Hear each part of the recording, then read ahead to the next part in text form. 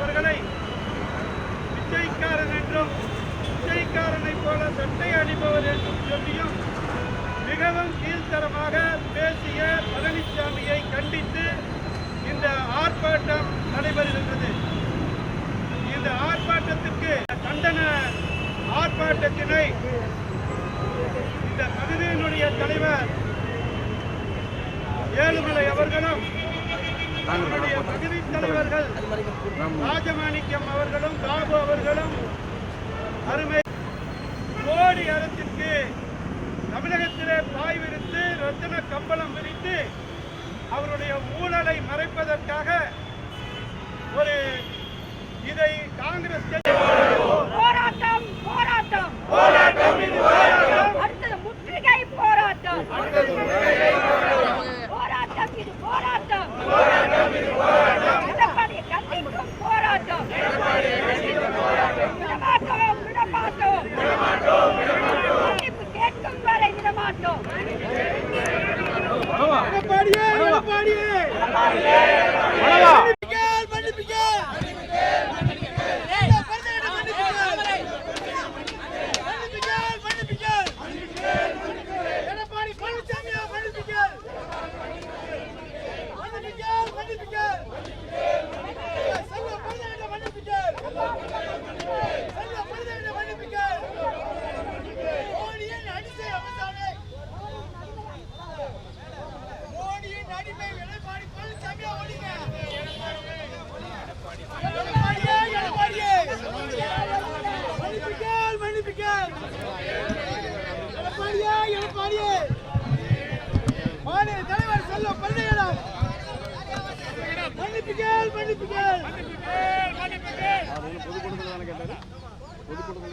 Public meeting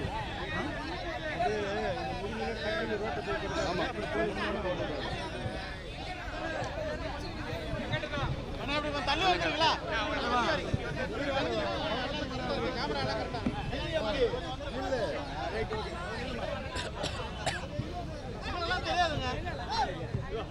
ஆரம்பிக்கலாமா?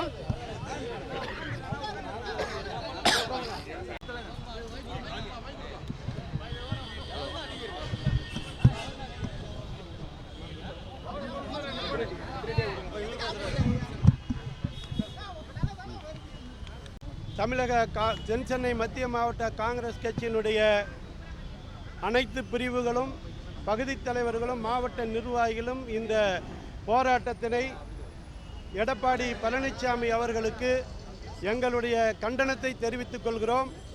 எடப்பாடி பழனிசாமி என்பவர் இங்கே இருப்பவர்களுக்கு பல பேர்த்துக்கு தெரியாது. அவர் யார் என்று சொன்னால் அவர் ஒரு சக்கரை புரோக்கரு. அவருக்கு பேரே சக்கரை மூட்டைன்னு தான் எல்லாம் ஊரில் சொல்லுவாங்க. ஒரு புல்லட்டை வச்சுட்டு ஊரில் வந்தவர். அவர் மேலே ஏற்கனவே அவருடைய உறவினரை கூட பங்காளியை 2 பேரை கொலை செய்த ஒரு வழக்கும் இருந்தது. அந்த வழக்கு எப்படி முடிக்கப்பட்டது என்பது அவருக்கும் தெரியும். அந்த பகுதியிலே இன்று வரை அவருடைய பங்காளிகள் அவரிடத்தில் சுமூகமாக இருக்கிறார்களா என்று சொன்னால் கிடையாது. இந்த மாதிரி எங்களுடைய தலைவரை பேசுவதற்கு எந்த அருகதையும் அவருக்கு கிடையாது. பழனிசாமி அவர்கள் முதலமைச்சராக வருவதற்கு என்னவெல்லாம் செய்து மிகப்பெரிய ஒரு நம்பிக்கை துரோகத்தை இழைத்து இந்த உலகமே தெரியும். இந்த மாதிரி ஒரு யாராலையும் அது மாதிரி ஒரு மண்டி போட்டு காலில் விழுவுவாங்கன்னு தெரியும். ஆனால் இந்த மாதிரி ஒரு பல்லி நடக்கிற மாதிரி நடந்து போய் காலில் விழுந்து அந்த அம்மாவை ஒரு கேஸில் ஜெயிலில் போடுறாங்க. ஒரு நாள் கூட சென்று பார்க்கவில்லை. அவ்வளோ பெரிய யோகிய. அந்த யோகிய எங்களுடைய தலைவரை இந்திய தேசிய காங்கிரஸ் என்பது ஒரு 130 ஆண்டுகள் வரலாற்று சிறப்புமிக்க இந்த இயக்கம். திராவிடம் என்று சொல்லுகிறீர்களே, ஜாதி என்று சொல்லுகிறீர்களே, மதமில்லை என்று சொல்லுகிறீர்களே, திராவிடமே ஒரு தாழ்த்தப்பட்ட சமுதாயத்திலிருந்து ஒரு தலைவரை அழகு பார்க்கின்ற ஒரு இயக்கம் காங்கிரஸ் இயக்கம் என்பதற்கு பல்வேறு நிலையிலே நாங்கள் ஆதாரபூர்வமாக நிகழ்த்தி காட்டியிருக்கின்றோம். அந்த வகையில் இன்று இன்றைய நிலையில் எந்த திராவிட இயக்கமும் பேசுவது படிப்பது ராமாயணம், இடிப்பது பெருமாள் கோயில் என்பது போல ஜாதி என்று சொல்வார்கள்.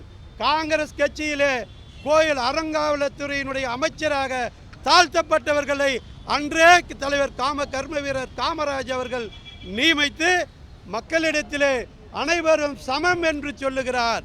ஆனால் அருகதையற்ற யோக்கியமில்லாத பொய்யர் ஏமாற்றிய பழனிசாமி எங்களுடைய தலைவரை பார்த்து கிழிந்த செட்டை போட்டு ஒட்டு போட்டு எங்கே பேசுகிறாய்? ஆயிரக்கணக்கான இந்த அண்ணா திராவிட முன்னேற்ற கழகத்தினுடைய தொண்டர்கள் மத்தியிலே நீ அதை சொல்லுகிறாய்.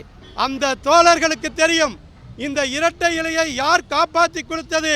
தலைவர் வாழப்பாடியாரும் தலைவர் ராஜீவ்காந்தியும் இல்லாவிட்டால் 89 உன்னுடைய இந்த அண்ணா திராவிட முன்னேற்ற கழகம் இருந்திருக்காது, இந்த சிம்பிள் இருந்திருக்காது. இந்த கட்சியினுடைய உயிர் நாடியாக அந்த சிம்பிள் தான், எம்ஜிஆருடைய சிம்பிள் இரட்டை இலை தான். அதை காப்பாற்றி கொடுத்தது காங்கிரஸ். அதை ஏறிய மரத்தை 8 அரசியல் கருத்து வேறுபாடுகள் வரலாம். நாங்கள் அன்னைக்கு நீயும் 25 நானும் 25, 89 நீ 25 சீட்டு நாங்கள் 25 சீட்டு. இடைத்தேர்தலில் மருகாபுரியில் ஒரு சீட்டு ஜெயித்ததுனால நீங்கள் 26 நாங்கள் 25. நீ 91 நீங்கள் ஆட்சிக்கு வருவதற்கு வாழப்பாடியாரும் ராஜீவ்காந்தியும் தங்களுடைய உயிரையும் தங்களுடைய உணர்ச்சிகளையும் கொட்டி ஆட்சி பருப்புக்குள்ளே வந்த பின்னாடி நீங்கள் இன்று அதிலே போட்ட முளைத்த கலை, அந்த கலை ஒரு தரமான விதை கிடைத்திருந்தால் இன்று தரமான சொற்கள் கிடைத்திருக்கும். இந்த தரமில்லாமல் இதில் தலையாக வந்த பழனிசாமி எங்களுடைய இயக்கத்தை, அது வாழப்பாடியாக இருக்கலாம், மூப்பனாராக இருக்கலாம், தங்கபாலாக இருக்கலாம், அல்லது திருநாவுக்கரசாக இருக்கலாம், இத்தனை பேர்த்தையும் காங்கிரஸ் கட்சி அணைத்து சென்று உங்களையும் காப்பாற்றி இருக்கிறது என்பதை மனதில் வைத்துக் கொள்ளுங்கள்.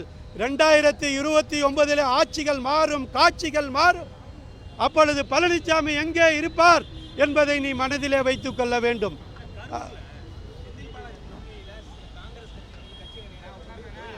இல்லை அதாவது ஜோதிமணி அந்த பார்லமெண்ட்டில் இருக்கலாம். காங்கிரஸ் கட்சி என்பது இன்றைக்கி அதிமுகவில் இருக்கிற, திமுகவில் இருக்கிற பல அமைச்சர்கள், முன்னணி தலைவர்கள் காங்கிரஸ் கட்சியில் இருந்து சென்றவர்கள். இந்த இயக்கம் ஒரு ஆலமரம். இந்த அது இல்லை அது கூட்டணியில் இருந்துட்டு சில வெறுப்புகள் இருக்கத்தான் செய்யும். அப்படி போனதாக அது இல்லை. ஏற்கனவே அவங்க கட்சியில் செயல்படாது இருந்தாங்க, அவங்க போயிட்டாங்க அப்படின்னு தகவல் வருது. அதனால் இதை இந்த கூட்டணியை அதாவது அவங்க சொல்லும்போது அதை டெலீட் பண்ணிட்டாங்க. அடுத்த நாள் பாருங்கள் டெலீட் பண்ணிட்டாங்க. அது இப்போ ஒரு உணர்ச்சி வசப்பட்டு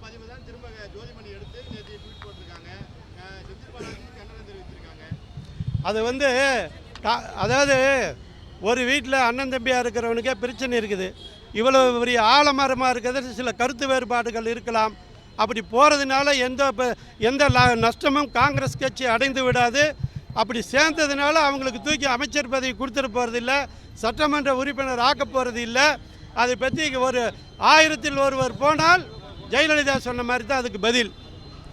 5 பேர் போனாங்க, என்ன சொன்னார்னு உங்களுக்கு தெரியும். தம்பி அப்போ பெருசாக நீங்கள் வயசு கம்மியாக இருக்கிறீங்க, ஜெயலலிதா என்ன சொல்லியிருப்பாங்கன்னு தெரியாது. அதில் உதிர்ந்த ரோமங்கள் தான் எங்கள் இயக்கத்திலிருந்து போனாங்க, அவங்க உதிர்ந்த ரோமங்கள்.